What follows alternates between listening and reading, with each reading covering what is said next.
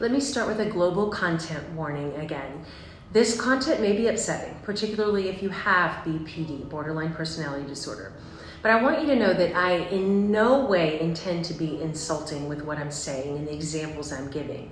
And the content represents real examples, real information based on decades of doing this work. Also, I'll be describing things in first person for the sake of convenience and not because I'm trying to diagnose everyone who happens to see the video. So don't take that the wrong way.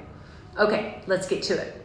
So BPD symptom number 2 is a pattern of unstable and intense interpersonal relationships with alternating idealization and devaluation. Another term for this pattern is what's called splitting. In other words, you split people into all good or all bad. It's part of the black and white thinking that's such an issue in the information processing of those with BPD. Now, this pattern may show up in intense relationships that fluctuate between the extremes of seeing the other person as all good, known as idealization, they are the ideal person, and all bad, known as devaluation. You're devaluing them, they don't have value. I refer to idealization as pedestalizing people, which is putting them high up on a pedestal. This is what's behind the notion of an FP or favorite person that some of you may have. Now, the problem is that pedestalizing is dangerous because what goes up must come down.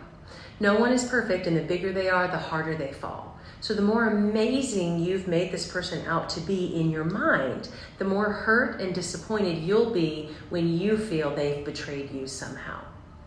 So how does this manifest exactly? We're talking about in real life, right? So this generally means that you love hard and fast. So you fall in love intensely and quickly, believing that each new person is the one who will make you feel whole, only to be sorely and sometimes quickly disappointed.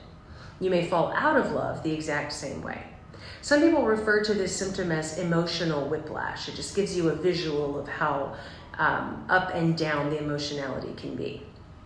So if you're susceptible to this symptom, your relationships often seem either perfect or horrible, without much middle ground or sort of gray area. You might also be charming or seductive in your attempts to get the other person to match the intensity of feelings you feel for them.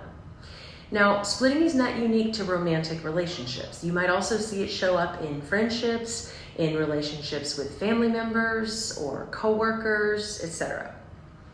So this pattern of idealization and devaluation can also result in relationships that are intense, conflictual, or even chaotic.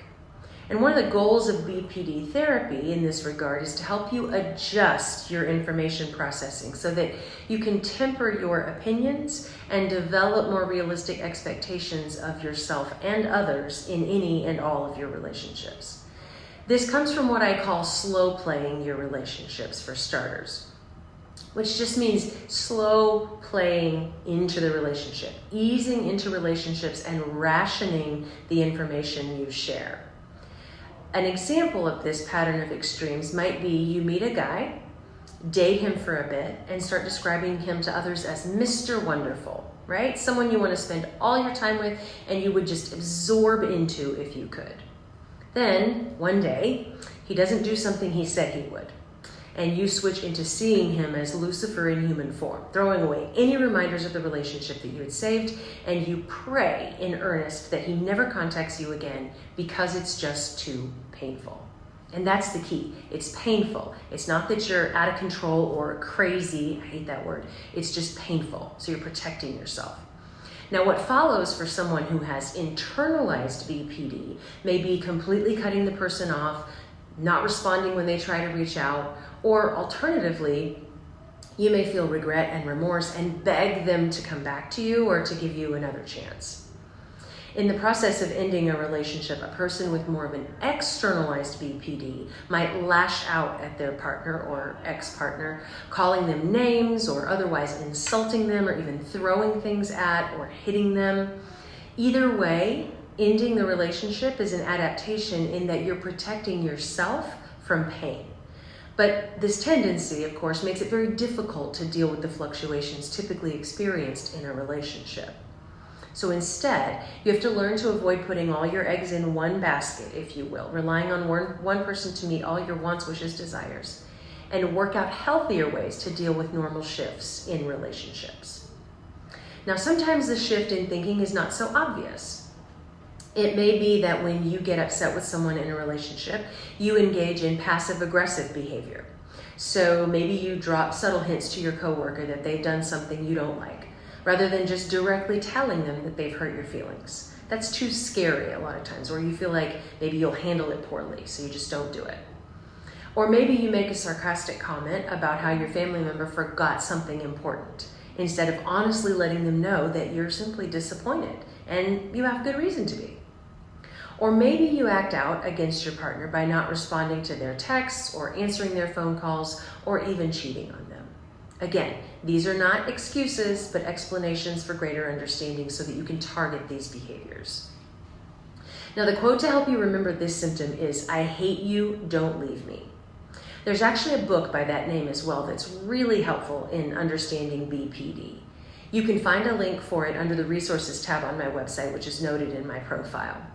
Again, the quote I give with each symptom is to serve as a point of reference as you work on creating an awareness of your patterns and building greater mindfulness around them so you can target them. Okay, small print. I respect that your experience is your own, so please respect that my description here is based on my professional experience with people with BPD and is not intended to be the gospel truth. And remember, the behaviors I'm describing are not excuses, but explanations to help you and others better understand BPD. And never forget that you can learn to control your behavior. In fact, you're the only one who can control it. Life can be different, I promise. Follow me for more on BPD criteria in real life, and be sure to share this with someone you think it could help. Talk soon.